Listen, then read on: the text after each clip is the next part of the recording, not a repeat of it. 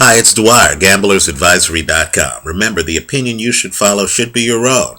Just consider this video to be a second opinion from a complete stranger online. Wladimir Klitschko dominated Marius Wach. Wach had his moments. Wach did hurt Klitschko up against the ropes. But the fight really was a mismatch. In fact, it was a bigger mismatch, in my opinion, than it appeared. And in my opinion, Marius Wach's corner should have thrown in the towel.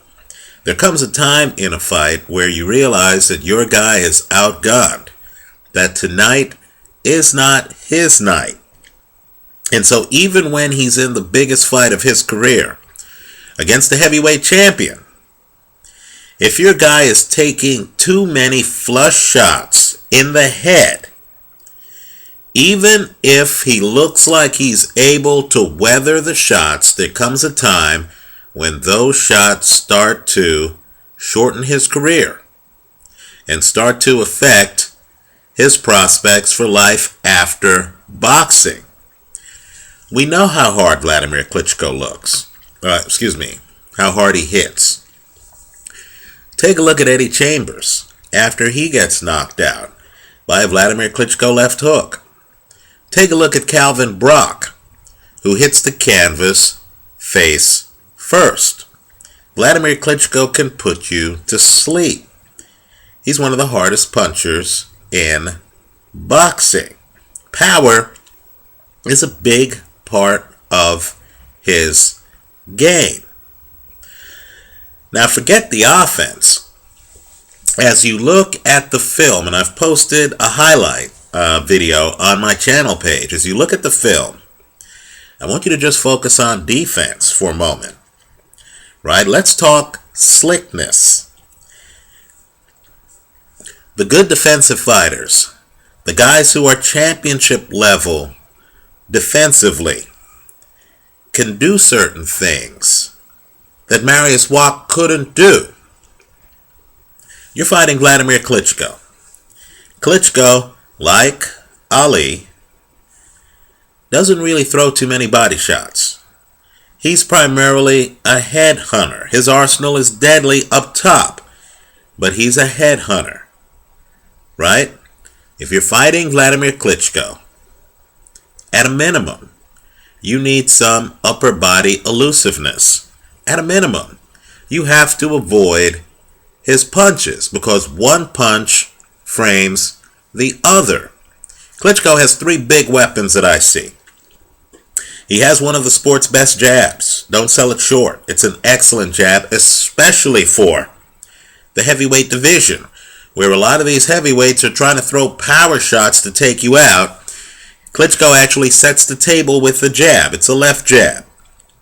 He has a left hook. It's the left hook that dropped Ray Austin, another big man, in the second round, right? It's the left hook that dropped Eddie Chambers at the end of that fight. It's a concussive left hook. So it's a left jab, it's a left hook. Then he has a straight right hand, right? It's straight. It gets there faster than looped punches, right? He had a hand speed advantage in Marius Wach. Part of that advantage was the angle of the punches. The shortest distance between 2 points is a straight line. Wladimir Klitschko throws an excellent straight right hand. This is the right hand that dropped Calvin Brock, right? He'll hide it behind a left. Now here's the catch in fighting Wladimir Klitschko that I don't think Marius Wach mastered. If you get hit with the left jab, this is an Emanuel Stewart philosophy, right? If you get hit with the left jab, you have to be able to block the punch, roll with the punch, do something with the punch that allows you to keep your left hand up, right? You have to. Because the bottom line is, you know that if you can't block or defense Wladimir Klitschko's left jab without keeping your left hand up or rolling with the punch so you're out of the way. If you can't move out of the way or get, defense that left jab without having a left hand up, then you are wide open for Wladimir Klitschko's straight right hand, right? Where your left hand should be. We saw a fight the other day. It was Nishioka, world-class fighter, great fighter actually, against Dwyer. It wasn't Nishioka's night. But during that fight, because Nishioka understood that Dwyer has an explosive left hook, right? Nishioka obviously saw the Montiel tape, where Montiel gets caught and almost decapitated with that punch. Nishioka has his hand up the entire fight. He couldn't risk being open even momentarily for an Dwyer left hook because he understood Dwyer has one punching power with that punch. Well, here you're fighting the heavyweight champion of the world. He's a knockout puncher. I know this fight went the distance, but look at his record. Look at what he's done against other fighters, right? Look at the Tony Thompson fight. Look at the Mormek fight. You can go down the line with him. Look at the Rockman fight. Wladimir Klitschko has power. So if you're fighting Wladimir Klitschko and he throws a jab, and the only way you can block that jab is by moving your left hand over to block it, guess what? You're wide open for his straight right hand. I mean wide open for it. Marius Wach, quite frankly, big guy, hasn't fought a lot of guys his size, right? He normally doesn't have to worry about guys coming over his left hand. But here he's facing a big guy. And he's facing a big guy who's setting up that right hand to come over his left. Right? And so against a Wladimir Klitschko, you really have to be elusive.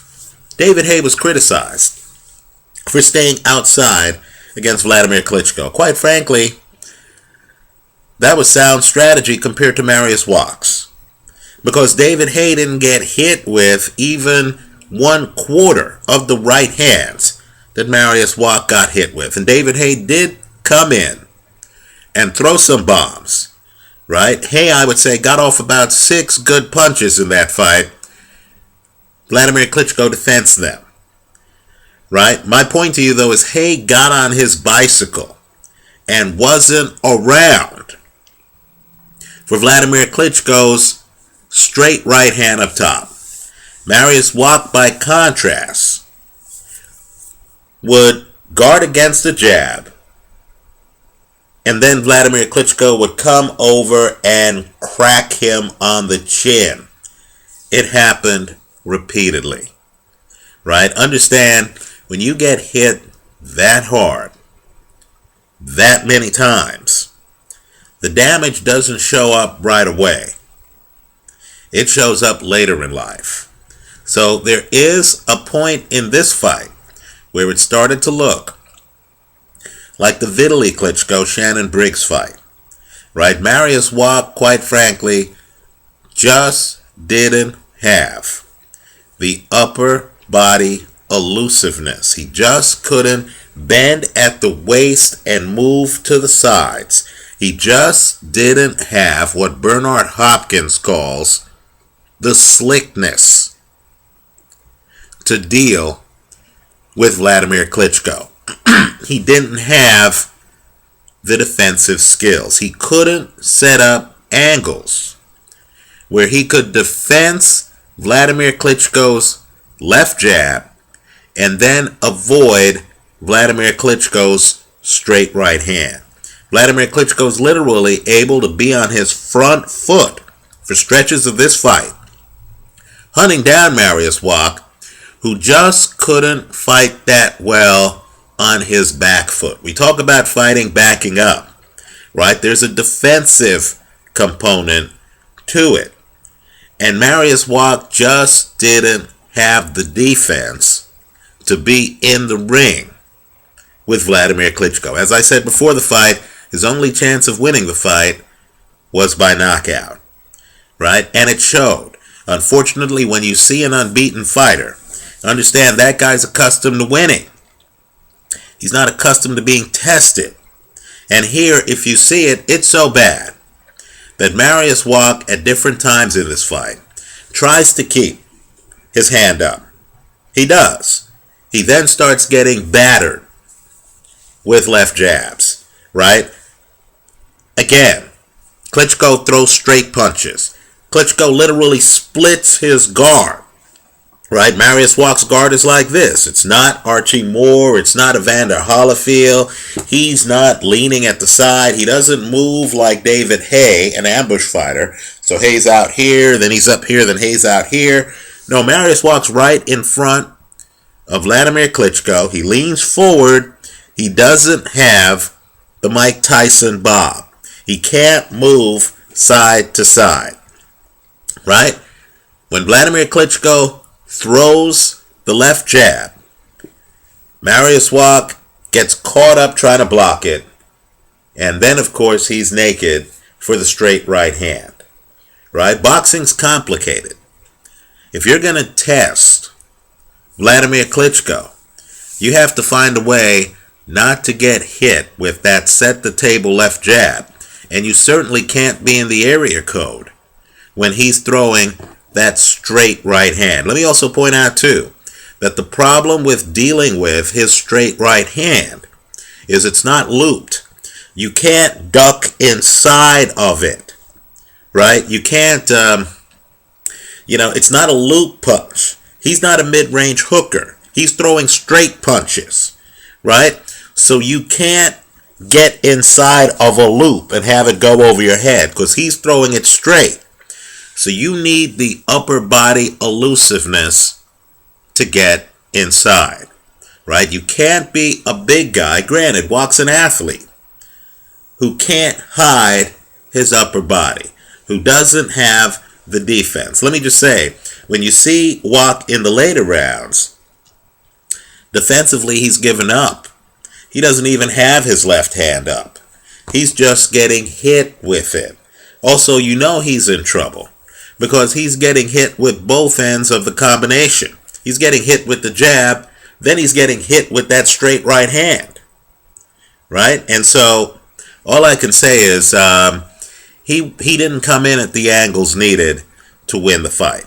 People laugh when I say that senior citizen Evander Holyfield would actually be an interesting opponent for Wladimir Klitschko. Understand, Holyfield, who isn't standing around like this, he doesn't have a rabbit ear defense where he's getting hit with punches and then, of course, he's, trying to block the punches and he's open for right hands. Holyfield actually has kind of like a modified type of defense where he's guarding against right hands and he's able to hide his head. In other words, as he comes in, you'll see Holyfield, he's not getting hit flush with jabs. You don't see his head bouncing like Marius Wach's. He comes in and he hides it. In other words, that's what you have to do, and he hides it at an angle so that if you try to hit him with the right hand, he's guarded. Another guy who does this, Bernard Hopkins. Let me also point out, too, there's a reason why fighters don't stand in front of you, parallel to you, right? The skilled guys turn at an angle, right? Because that gives them more of an ability to bend, as opposed to leaning side to side. If I'm turned at an angle and I'm facing a guy with a devastating straight right hand, a Wladimir Klitschko quality straight right hand, then if I'm like this and he throws a jab, I can literally bend forward, right? I don't have to be acrobatic and bend at the side. I can literally bend forward and have the guard still up, right? Be able to dodge the jab and dodge the right hand. Then, if I'm Hall of Fame level, if I'm Wladimir Klitschko level, I can actually get inside, right? And maybe not be inside of the hook, but close enough where I could smother the straight punches, right? Let me also say this too, in reference to Wladimir Klitschko. You know, Wladimir Klitschko, and I've said this before on the pre-fight video, Wladimir Klitschko has some skills. So he actually, in my opinion, looks better against big men his size. When he's fighting a smaller guy, you think, oh, he's winning because he's the bigger guy, right? Well, when you see him in with a guy his size or bigger, like Marius Wach was, you actually realize that Wladimir Klitschko isn't just an athlete. Wladimir Klitschko is a skilled fighter throwing straight punches with a few tools in the toolbox, right? Let me also say this too. Things that Wladimir Klitschko needs to work on. He does get caught, he does get hurt up against the ropes by Marius Wach. Then he tries to lean forward on Wach, who, unlike Klitschko, is a hooker, right? Wach can throw hard punches, but he can only do so from distance, right? So you'll see Wach trying to get space to hit Klitschko. Now, I know Klitschko was buzzed, but let's just say, if we're going to analyze the fight and point out strengths and weaknesses, Wladimir Klitschko did not do a great job of holding on to Marius Wach after he got buzzed. Okay, he was actually there. His championship laid in the balance for about a 5-second period of time. He's hurt. He's within range.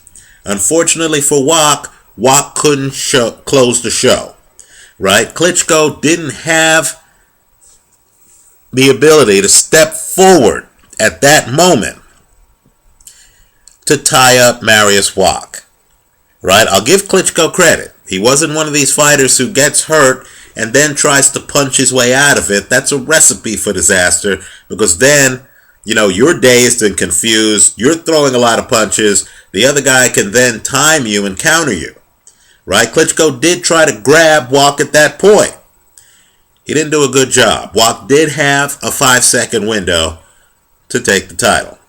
He just was unable to land that final punch that he needed, right? And so to sum up, there was a huge gap between these two fighters. Wach's a good fighter, but until he figures out how to deal with Wladimir Klitschko's jab without moving his left hand so he's naked on this side of his face, and until he figures out how in the later rounds to actually keep that left hand up so he's not getting hit with punches, right, then he's just not on Wladimir Klitschko's level. Let me also say this too about chins. We talk about guys with great chins, Marvin Hagler, Antonio Margarito, and we say, oh, look at his ability to take a punch. You know what? A guy with a great chin really should only have to prove it once or twice in a fight. When you see a guy getting hit several times in a fight, Antonio Margarito against Shane Mosley, right? All I'm saying to you is this: it's a matter of time before that guy's chin gets dented, right? It's not a great chin if you continue to get hit on it as many times as Marius Wach is, right? And, you know, in a fight that you're losing by a wide margin. That's not a great chin. That's a defensive defect. That's a liability.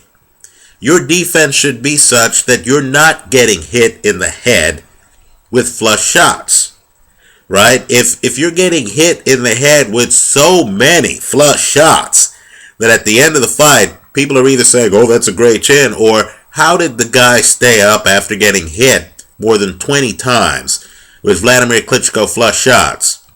And that's the kind of thing you need to go in the gym to work on, right?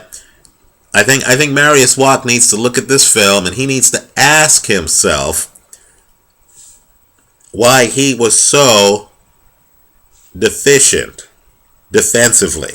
Let me also say, and I know a great jab in the heavyweight division is rare, but if Marius Wach were to fight guys in the heavyweight division with excellent jabs who have follow-up right hands, he's going to have problems because he just doesn't have the slickness. He just doesn't have the upper body elusiveness to get out of the way. He can block the jab, the first part of the combination, right? The problem is in blocking it, he moves his left hand over and he's naked for the right hand, the second part of the combination, right? If these two guys fought 10 times, I would expect Wladimir Klitschko to win 9 of the 10.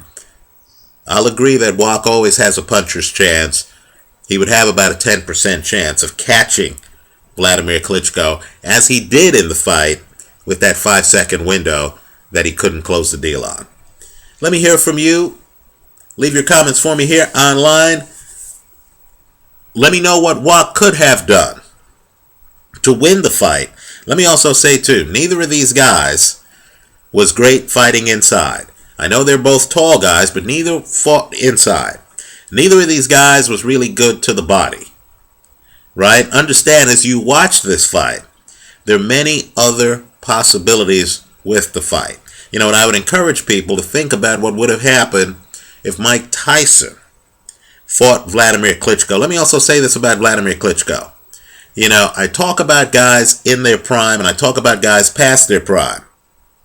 In my opinion, Wladimir Klitschko has never been better than he is right now. Heavyweights, for whatever reason, seem to mature and get better later in life, right? I would make the argument that David Haye has never been better than he is right now. You look around at the division and you see a bunch of guys. David Price, who's older than people think. I think he's almost 30, right? He's just learning the ropes. In the heavyweight division, where it seems to take longer than the other divisions, right? I'll agree, if you're a featherweight and you're over 30, you're on limited time. In the heavyweight division, at 30, you're just getting started. And Wladimir Klitschko, for whatever reason, seems to be improving fight after fight, right?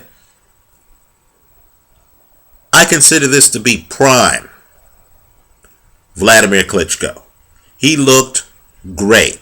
If we're going to compare him to other fighters, other heavyweights from other eras, this is the Wladimir Klitschko that you want to compare to Mike Tyson. Let me just say this, and compare and contrasting, right? Marius Wach, limited upper body movement. Mike Tyson, who came in like this, could literally move like this on his way in, right? Marius Wach, not a lot of body punches. Mike Tyson could kill your body, right? Marius Wach couldn't deal with Wladimir Klitschko's jab. Mike Tyson slipped jabs as a matter of habit on the way in during his prime. Beat Larry Holmes, one of the best jabbers I've ever seen in any weight class, right? Tyson, Klitschko, interesting. Let me also say this too. If Wladimir Klitschko continues improving, who knows where he'll end up. Anyway, let me know your thoughts. Thanks for watching.